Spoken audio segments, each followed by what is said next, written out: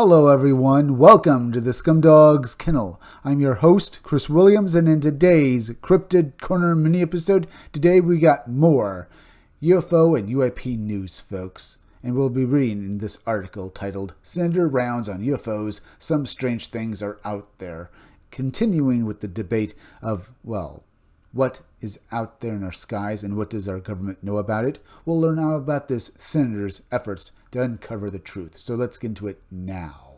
Senator Mike Rounds, who supports the Unidentified Anomalous Phenomena Disclosure Act, UAPDA, recently gave an in-depth interview to Ross Calthart of News Nation. Rounds serves on 5 key Senate committees, including Appropriations, Armed Services, and Intelligence, putting him at the center of national security and classified defense matters. In the interview, Rounds discussed renewed efforts to pass the UAPDA as part of the National Defense Authorization Act, NDAA, after it was blocked in previous years. Now, we opened this video with basically a close-up of Mike Rounds' face, folks, so we don't really need to go into too much about what he looks like. But this man, he wants UFO disclosure, and he's going to basically try as hard as he can to get it. Do you think he's going to be able to do anything to move this boulder, folks? We don't know. We'll have to read on with the article and see if he's making, any headway. Either way, continuing where I left off, I've been informed that Senator Schumer would like to partner once again and that we would offer it again this year in the National Defense Authorization Act, which we'll begin working on here in the next few weeks. The answer is yes, we intend to move forward once again.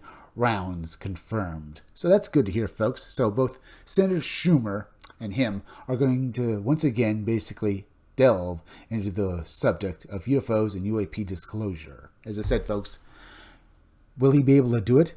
And do we really trust him? For all we know, folks, this is just, a way for him to get and garner more voters so he can basically be reelected when he's up for reelection, folks. I mean, there's a possibility that he's not actually going to do anything more than basically make a show of it and just use this as a way to garner support, sadly.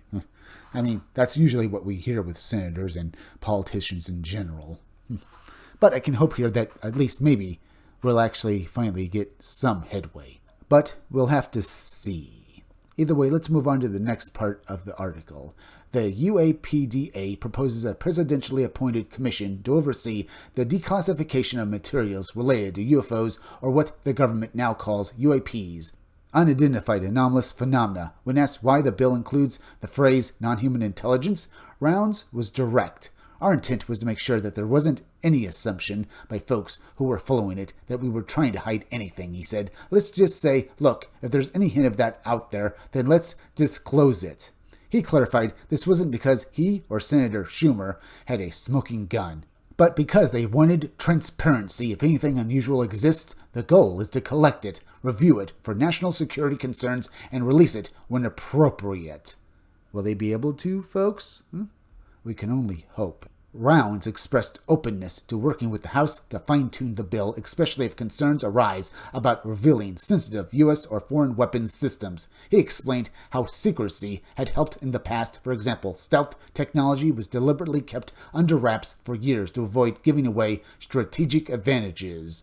What we didn't want to have happen was a demand for exposure on weapon systems that might otherwise be disclosed in an inappropriate way. He added that some UAP sightings could actually be misidentified military craft. There were some plans out there that allowed some of the stealth weapons to be unidentified for an extended period of time on purpose.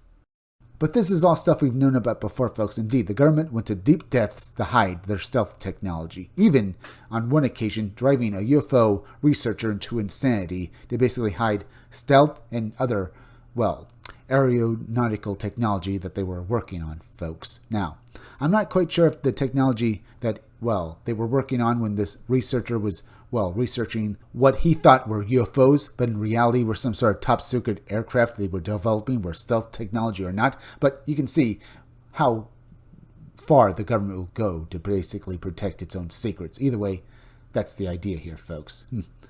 But let's continue. He emphasized that not all strange signs point to aliens. Some might be highly advanced human technology, either American or from adversaries. The biggest concern I had was. Is it ours, or does it belong to somebody else on this earth, one of our adversaries, or is it really something that is out of this world? Rounds said it's not crazy to believe intelligent life might exist elsewhere in the universe, but such a discovery would be one of the greatest announcements in the history of mankind. Still, he added, I really don't believe that is necessarily what happened here. He also warned that some past UAP claims might have been used as cover for secret U.S. projects. Indeed, folks, as I said, I just basically told you about this one UFO researcher who was driven insane by the government because they basically made him think that aliens were basically invading, or basically that it was aliens what he was seeing.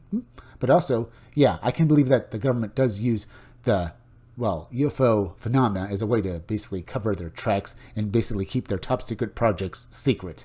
But let's continue, folks, because we have to get through this article.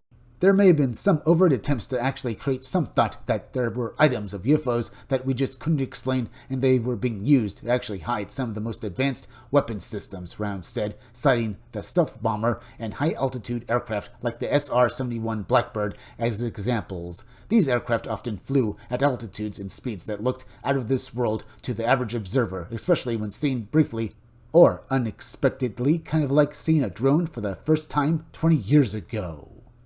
Which indeed could have happened, folks. Remember, the government and the military usually have their hands on advanced technology for years before they release it to the public. So undoubtedly, folks, maybe some UFO sightings 20 years ago were sightings of basically early drones the military was developing. So it's possible. Either way, folks, we have a lot more article to get through, so let's get back to it. He suggested that some recovered materials might even be misidentified prototypes from stealth programs. Some of those items that were recovered may very well have been part of the development of our stealth technology that we utilize today. When asked about former Pentagon official Christopher Mellon's statement that some UAPs appear to be intelligently controlled vehicles exhibiting technological capabilities we do not understand and cannot replicate, Rounds was cautious. I think there's a probability that he could be correct, but what we don't know is it's entirely possible that one part of our organization does not know what another part is doing. Indeed, folks, that's been specified before, and if indeed true, it's illegal. Why? Because I've heard from various military officials that if that is indeed true, that one part of the government isn't telling the other part about what they're doing, then, well, that needs to stop. It needs to basically be prosecuted to the highest degree because the government and the military have a right to know what other parts are doing and what they're developing. Either way, very interesting, folks. He added, I've seen some of the materials and the individuals that I've talked to have shared that they do not have all the answers. Despite his access to some of the highest levels of classified information, Rounds admits even he doesn't know whether these sightings involve foreign powers, top secret U.S. programs, or something else entirely. Now, I mentioned that one part of the government has a right to know what the other part of the government, is doing, folks. That's because I can bring up the Tic Tac, incident, folks, because the guy who basically was involved with that, one of the military officials, says if indeed our government is behind that, then they should have basically informed us, or basically, there at the time, basically doing military exercises on our ships. Because if we didn't, we could have ended up shooting our own men, because we could have thought that these Tic Tacs and this thing that was in the ocean at the time, they could have been foreign agents and maybe doing things that we wouldn't want. So we could have ended up attacking them. If we did, and someone had died, the guy basically says that, we would have been responsible for killing someone, and it would have been one of our own guys. I can understand why this Navy official would say that, folks. This is why we need transparency. Either way, let's continue.